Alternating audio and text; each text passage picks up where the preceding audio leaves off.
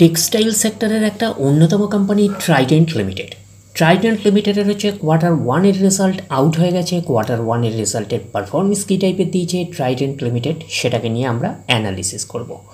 তার আগে আমরা কোম্পানিটার হচ্ছে চার্ট প্যাটার্নটাকে নিয়ে অ্যানালিসিস করব। দেখব যে শেয়ার হোল্ডারদের কতটা রিটার্ন জেনারেট করেছে বা ওয়েলথ ক্রিয়েট করে দিয়েছে, সেটাকে নিয়ে আগে আমরা ফার্স্ট অ্যানালিসিস করব। আফটার দ্যাট হচ্ছে আমরা কোম্পানিটার হচ্ছে Q1 রেজাল্টের পারফরমেন্স কী টাইপের দিয়েছে সেটাকে নিয়ে অ্যানালিসিস করব।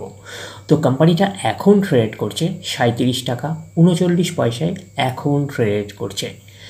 আমরা যদি চলে যাই কোম্পানিটার মার্কেট ক্যাপিটালাইজ, কোম্পানিটার মার্কেট ক্যাপিটালাইজ হচ্ছে অ্যাপ্রক্স 19,000 কোটি টাকার মার্কেট ক্যাপিটালাইজ। অর্থাৎ এই কোম্পানিটাকে আমরা মিড ক্যাপ টাইপের কোম্পানি হিসাবে কনসিডার করতেই পারি। তো কোম্পানিটার আমরা যদি পিই রেশিও দেখি 53.84 হচ্ছে পিই রেশিও। তো কোম্পানিটার আমরা যদি 52 উইক হাই দেখি কত আছে, 52 টাকা 90 পয়সা হচ্ছে 52 উইক হাই। এবং কোম্পানিটার আমরা যদি 52 উইক লো দেখি 31 টাকা 60 পয়সা হচ্ছে 52 উইক লো। তো কোম্পানিটার আমরা যদি একদিনের পারফরমেন্সে যাই, একটা ফ্ল্যাটিস টাইপের পারফরমেন্স করেছে একদিনে। 5 দিনের পারফরমেন্স করেছে 0.5% মতন পজিটিভ রিটার্ন জেনারেট করেছে 5 দিনে। এক মাসে দেখি কীরকম পারফরমেন্স করেছে, 3.5% মতন নেগেটিভ রিটার্ন জেনারেট করেছে এক মাসে। 6 মাসে দেখি কীরকম পারফরমেন্স করেছে, 17% মতন নেগেটিভ রিটার্ন জেনারেট করেছে 6 মাসে। ফার্স্ট জানুয়ারি থেকে পারফরমেন্স কী টাইপের দিয়েছে, 2.5% মতন পজিটিভ রিটার্ন জেনারেট করেছে ফার্স্ট জানুয়ারি থেকে।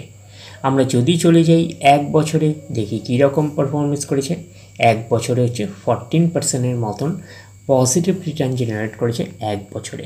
তো ন্যাচারাল ব্যাপার, আমরা জানি যে শর্ট টার্মে সেভাবে ওয়েলথ ক্রিয়েট হয় না স্টক মার্কেট থেকে।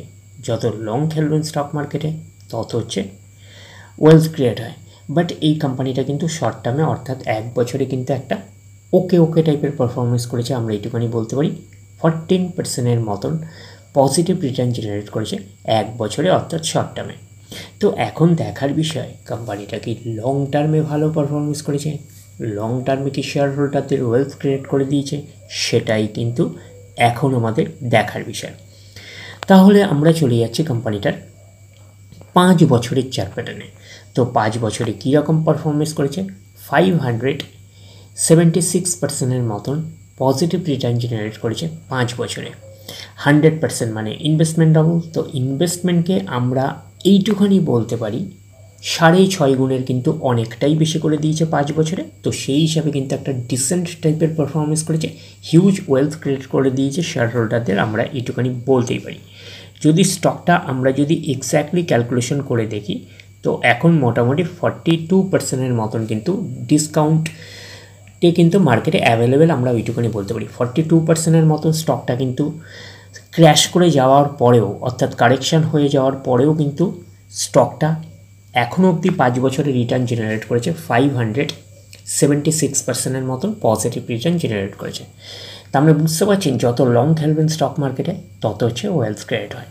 তো এইবারে আমরা চলে যাব কোম্পানিটার ম্যাক্সিমাম চার্ট প্যাটার্নে। তো ম্যাক্সিমাম চার্ট প্যাটার্ন হিসাবে পারফরমেন্স করেছে 7,378% মতন পজিটিভ রিটার্ন জেনারেট করেছে অল টাইম বা ম্যাক্সিমাম। তো কোম্পানিটা লিস্টেড হয়েছে কবে 2001-এ। তাহলে 2001 থেকে এখনও অবধি রিটার্ন জেনারেট করেছে 7,378% মতন পজিটিভ রিটার্ন জেনারেট করেছে অল টাইম বা ম্যাক্সিমাম। তো ম্যাক্সিমাম চার্ট প্যাটার্নটা কিন্তু লেফট টু রাইট ওপরের দিকে মুভ করছে। তো সেই হিসাবে কিন্তু একটা ডিসেন্ট টাইপের চার্ট প্যাটার্ন হিসাবে আমরা কনসিডার করতেই পারি। যেহেতু কোম্পানিটা একটা মিড ক্যাপ টাইপের কোম্পানি, যেরকম আপনাদের রিটার্ন হিউজ দেবে সেরকম কিন্তু বড় বড় কারেকশনস হবে, এইটুখানি মাথায় রাখবে। তো এই জায়গাটা দেখতে পাচ্ছেন বড় কারেকশনস। তো এইসব জায়গাগুলো যদি আপনারা এক্স্যাক্টলি ক্যালকুলেশন করে দেখেন দেখতে পাবেন বড় বড় কারেকশনস রয়েছে।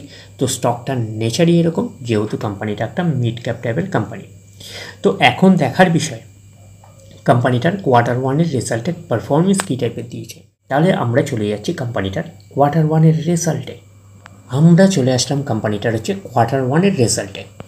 আগে আমরা ফার্স্ট দেখে নেব যে সিকোয়েন্সগুলো ঠিকঠাকভাবে সাজানো রয়েছে নাকি, এটাকে আগে আমরা দেখে নেব।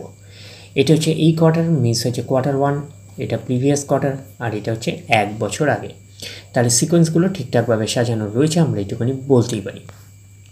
এইবারে দেখে নেব যে অ্যামাউন্টগুলো কিসে দিয়েছে। অ্যামাউন্টগুলো হচ্ছে মিলিয়ন্সে দিয়েছে অ্যামাউন্টগুলো। এইবারে আমরা চলে যাব কোম্পানিটার হচ্ছে টোটাল ইনকামে। তো টোটাল ইনকামে যাওয়ার আগে আমরা একটু লার্জ করে নিয়ে অ্যাডজাস্ট করে নেব, তাহলে আপনাদের কাছে ব্যাপারটা আরও ভিজিবল হবে। তো এইবারে আমরা চলে যাচ্ছি কোম্পানিটার টোটাল ইনকামে।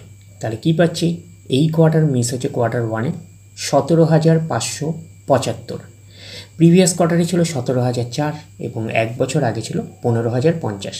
তাহলে 1 বছর আগের 15,050টা এখন কত হয়ে গেছে, 17,575। তাহলে আমরা বলবো ইয়ার অন ইয়ার বেসিস কিন্তু জাম্প রয়েছে টোটাল ইনকামে।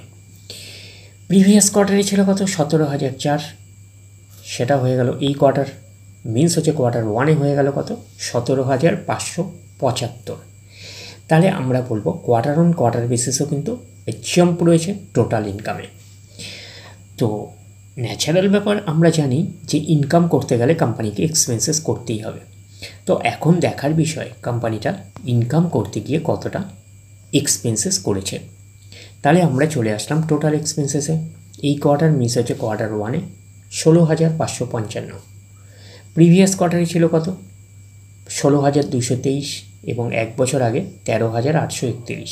তাহলে 1 বছর আগের 13,831টা এখন কত হয়ে গেছে, 16,555। তাহলে আমরা বলবো ইয়ার অন ইয়ার বেসিস কিন্তু জাম্প রয়েছে টোটাল এক্সপেন্সেসে। প্রিভিয়াস কোয়ার্টারে ছিল কত, 16,223, সেটা হয়ে গেল এই কোয়ার্টার মিন্স হচ্ছে কোয়ার্টার 1-এ হয়ে গেল কত, 16,555। তাহলে আমরা বলবো কোয়ার্টার অন কোয়ার্টার বেসিসও কিন্তু জাম্প রয়েছে টোটাল এক্সপেন্সেসে।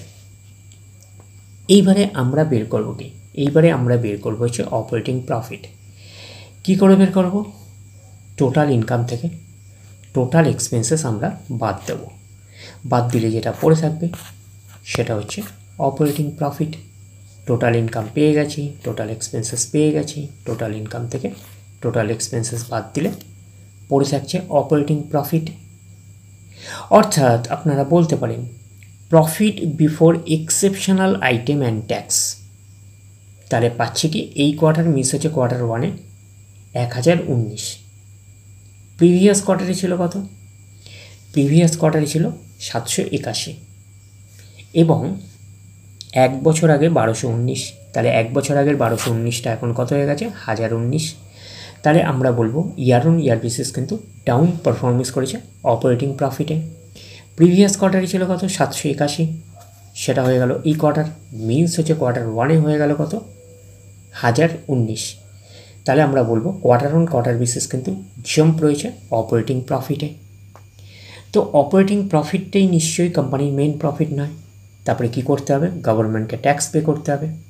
গভর্নমেন্টকে ট্যাক্স পে করার পরে কোম্পানির কাছে যেটা পড়ে থাকবে সেটা কোম্পানির ফাইনাল প্রফিট বা নেট প্রফিট হিসাবে আমরা কনসিডার করতেই পারি। নেট প্রফিট আফটার ট্যাক্স, এটাই নেট প্রফিট, এটাকেই আমরা ফাইনাল প্রফিট বলতে পারি।